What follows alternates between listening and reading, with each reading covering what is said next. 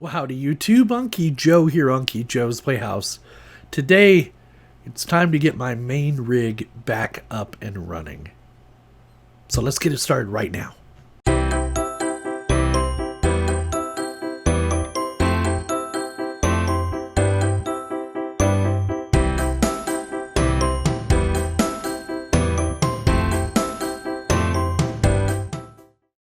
So yeah, it was fun and it was nostalgic running on the i5-4570, but I've got some video editing I need to get done, and I've got some real work to get done, and the i5 was not a permanent solution anyway. It was just until I got my act together and I figured out what the heck was going on with my Ryzen builds.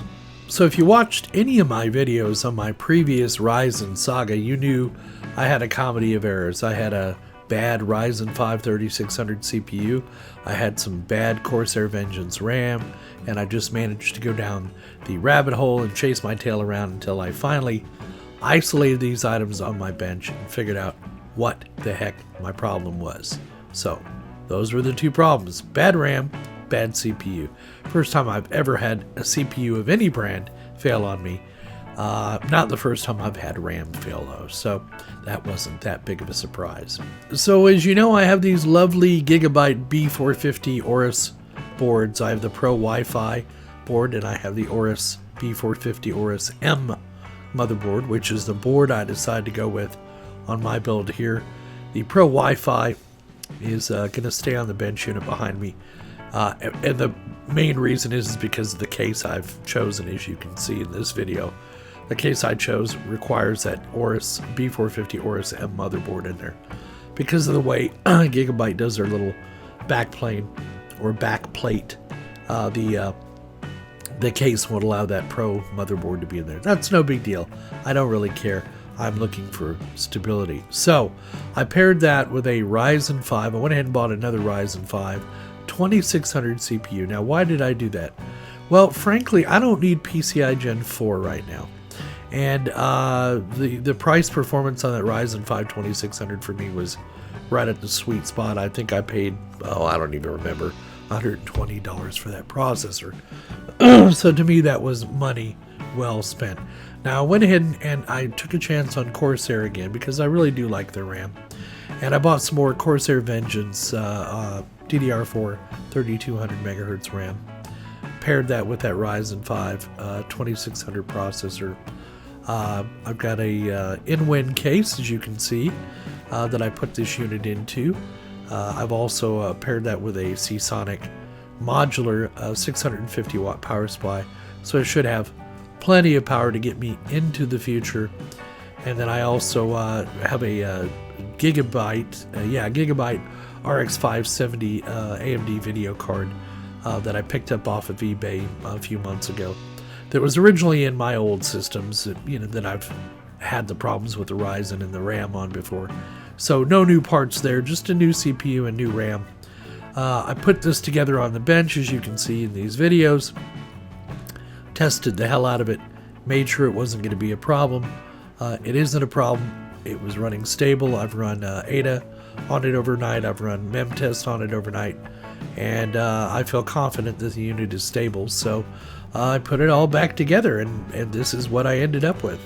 Now, one of the first things I did after installing these components, the new components, the CPU and the RAM, was to go into the BIOS and load optimized defaults, and then come back and enable the XMP profile on the RAM to make sure it was running at the full speed. Now, I did all this while running an older F40 series BIOS on these Gigabyte boards, because the problems I had came in whenever I upgraded the BIOS to the F50 series of BIOS on these B450 motherboards. Windows would start blue screening, etc.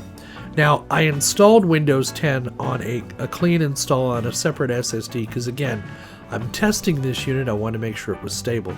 So I want to make sure I wasn't introducing any variables from my old install that could possibly be causing this problem. So I loaded Windows 10 on there. I did all the Windows 10 updates. And I didn't have any blue screens at all throughout that process. So after I finished my Windows 10 updates, I then went and loaded the AMD Radeon software for the RX 570 video card. And again, had no blue screens, had no issues. So now it was time to dive into the BIOS updates to see if I could get this motherboard on the F50 series of BIOS updates. So first I took it to F50.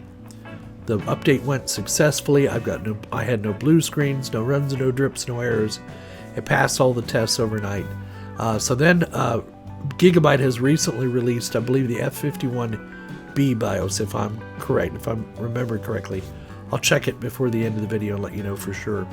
I upgraded that most recent BIOS. No more blue screens, no more issues. Then one of the last things I did, or the next series of things I did once I got the BIOS updated, was I went out to AMD's website and loaded the chipset, the INF file drivers for the B450 chipset motherboard. Those loaded without any problem at all. No blue screens, no runs, no drips, no errors. Everything worked just fine. Now I also ran AIDA64 and mem test on the unit. And then I went through some benchmarking programs. They don't really test the stability of the system, but just to see what kind of speeds I was getting, and they were pretty darn good. Now the next thing to do was then to take my production machine hard drive, my SSD, out of that Intel i5 4570 unit, put that into the Gigabyte system, the Ryzen 5 2600, and all the RAM I had tested, and see if it would boot up and detect the drivers. And frankly, it was there that I thought I was going to have the most problems. But to my surprise, surprise, surprise, surprise, it worked flawlessly. It redetected the new motherboard, the new hardware. All was well with the world. I reinstalled the AMD software drivers for the chipset. No problem at all. I ran AIDA64 again and mem test overnight. No problems whatsoever. Now the next series of things to do was test it with the applications I use on a daily basis. Things like Adobe Premiere Essentials, OBS Studio, Office 365, that kind of thing. Video editing, screen capturing, video capturing, stable as a rock. In fact, I'm recording this video on this platform right now. And I'm happy to say I've had zero issues with it. My screen lagging after editing a video has gone away after running Adobe Premiere Elements or after running OBS. My problems with connecting to the network after running video editing have gone away. So far, so good. So the next thing to do was to put the other components in that I had removed during the process of elimination. One of those was the 10 gig networking card, which I put back in, which has a fiber connection to my 10 gig switch. That didn't introduce any new problems either. Stable, stable, stable. Yay. So what do we conclude from all this? Always test your components before you build a system. Put them on a bench unit, put a power supply in it, test it with your video card and your RAM and your CPU. Make sure you're not going to have any problems that could have probably easily been avoided if I'd have just kind of dropped the ego and thought that I could never have a bad CPU. And then frankly, I didn't test the RAM either. I just assumed it was good out of the box. And if there was anything I learned from years of building PCs for universities and private companies was never assume, because it makes an ass out of you and me. Well, at least me in my case. So I'm happy to say my system is now stable and my confidence in AMD is renewed. But I'm still a little burned up about that Ryzen 5 3600 CPU being defective. And I think you would agree with that. So the other Ryzen 5 2600 CPU and Corsair RAM is in the unit behind me on the bench. Well, it's not the bench, it's the secondary desk I have back there. It's like a backup machine. And that one has the Aorus B450 Pro Wi-Fi motherboard in there. Now, I've also taken that BIOS up to the F51 version, and it is rock solid and stable. Have not had any issues with that as well. So not only do I have my main rig, but I have that unit as a backup as well. Now, I wanted to go with the in-win case on this for some obvious reasons. One is I could cram my Blu-ray and DVD readers in there, because I rip a lot of Blu-rays and a lot of DVDs for my home media and home entertainment system. And the fact that this in-win case has a nice serial ATA drive slot in the top, so if I need to test serial ATA drives or get some data off of a customer's drive or something like that, I don't have to put a caddy on here. I just simply slide the drive in. The dry bay is hot swappable, and it's a win-win or an in-win in my case for me, and it just works. And I love the look of that in-win case, as you saw on the previous video.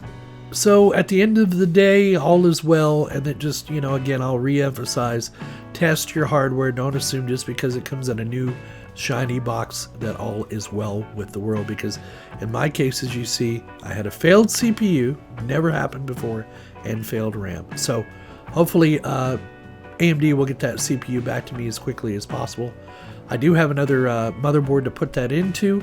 I have that, who makes that? Oh yeah, the Asus X570P. Is it the Prime? Yeah, the Prime motherboard. So I'll build my 4th gen PCI build in there, get some really fast RAM for it, and then that unit will be ready for faster NVMe running Gen 4 and for the PCI Express Gen 4 video cards when they come out, just kind of future-proofing my builds. So there you go, YouTube. We hope you found the video entertaining and informative as always. I encourage all of you to click the join button if you want to help support this channel for $1.99 a month, automatic rebilling. It helps to put some money into this channel to offset the cost of doing some of these videos. We also take PayPal and we take Patreon. And for those of you that have already contributed or are contributors, thank you very much. I want you to know how much it is appreciated. Please give us a thumbs up down below if you liked the video. Leave your comments in the comments section. I love responding to comments, and I love hearing your input and your personal experiences as well. So please, I encourage you to do that.